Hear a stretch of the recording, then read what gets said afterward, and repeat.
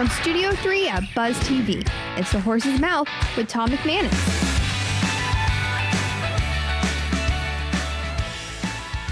All right, welcome into our Game Changer segment here on The Horse's Mouth on Buzz TV. Of course, at my bar, at Tommy Max, and brought to our good friends at the Heritage Capital Group and at Farther. This is going to be an exciting one. The girls from United Row are here. Leon Searcy is back, and so is head coach Dave Campo. Let's welcome in the panel. Anna McLean is here. How are you? Good, thank you. United Row. And Jenny, welcome back. Very How nice are to you? meet you. Good to see you, girls. What's happening? Getting ready to row across the Pacific. Yeah, we Unbelievable. We're about 8 months out now, so Okay. we're preparing to row across the Pacific Ocean. It's 2,800 miles from Monterey Bay, California to Okay. Hawaii. And it's expected to take us about 60 days. So we have lots of preparations ahead. Wow.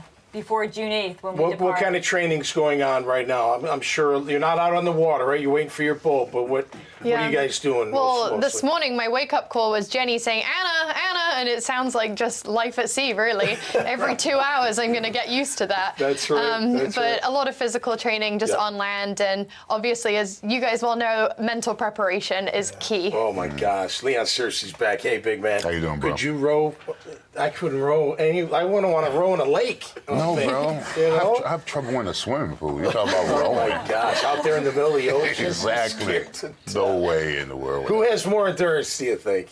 Us during a football game or these ladies out there in the Oh, it has to be the ladies. It's not even a absolutely. question, Not Coach, even a is it? question. How you doing, man? Good to have I'm you good. back. Yeah. Yeah, listen, you better keep talking to them because that's the key right Absolutely. there. You talk about a tremendous feat. When you guys get on the the rowers in a gym, like what's a normal workout for you? Like, are you on there for an hour? Are you on there for longer than that? Is it sprinting? What's it like? Because a lot of people do that for training, right? See how many miles they can go in a certain period of time. Do you guys do a lot of work on that or no? Yeah, it's a lot of work on the erg, and it really just depends on the workout. So we have some, shorter distance ones where Okay. we're working on speed, but for the majority of it, it's endurance because out there we're actually moving quite slowly. We're Okay. moving 2 to 4 knots on average, lugging, a 300-pound boat. So we're not Right. moving too quick. It's really the endurance that we need to train. So Yep. an hour on the erg, 2 hours on the erg, a marathon erg day, that's really what's going to get us geared up for the Okay. Pacific. It's called What an do your hands look like? Not well. Cali stuff. We don't like to shake hands You've done anymore. this before, right? You did it over you rode through the Atlantic Ocean? Exactly. So 3 years ago, I had the dream to row across the Atlantic. I Okay. thought at the time that was the world's toughest row, but now it seems that the Pacific is. But yeah, my brother and I, just the two of us in a boat, it took us 43 days, 15 hours, and 22 minutes to go from the Canary Islands, which is just near Spain, all the way to 3,000 miles to Antigua. Now let me ask you a question. Do you like pack a lunch or something like that? There's no DoorDash in the water or nothing like that. Leon couldn't go 2 hours. Exactly. I'm trying to figure out what they eat. Right, how are you going to eat? Yeah, how does that work? Nourish yourselves. Yeah, Uber Eats is great. No, I'm just kidding. They don't come out that far, unfortunately. Right. But we will be burning about 10,000 calories a day. So, and we also need to be cognizant of how much weight we're bringing on the boat. So it's a lot of freeze-dried meals. We'll basically take those, put them on the deck for a few hours, let them heat up, or if it's not hot, eat them cold. But really a lot of highly calorie-dense foods and snacks will keep us fueled. Okay, what do you do when the waves come in?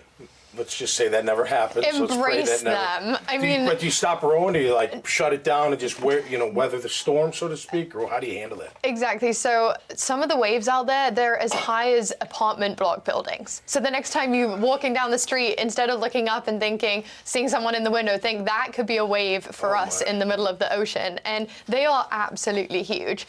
And you get the swells. They're not just like the little waves you see at the beach. And the goal is just to keep rowing through them. We will row in 2-hour shifts, so 2 hours on the oars and then 2 hours off, which really we only get about 90 minutes of sleep at a time for that whole trip. These football guys are in shock right now. Oh my gosh, I can't believe it. Yeah, that's unbelievable. Yeah. Now, do you have people keeping track of the weather and all that when you're out there? So we'll ideally have a weather router on land who can help inform us of incoming storms or conditions. Yep.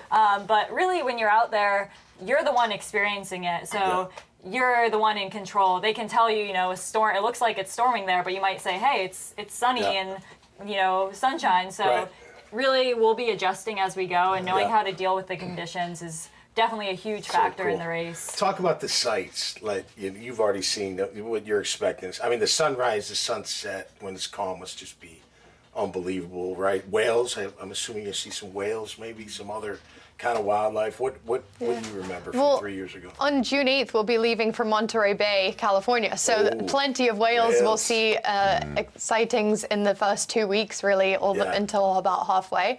And just the Atlantic, it was amazing. You realize just how small we are as humans. You're out there in this vast, vast ocean amongst the waves, and this is their environment. And there were plenty of times where I said to my brother, I'm like, oh, let's jump in, and there's schools of dolphins.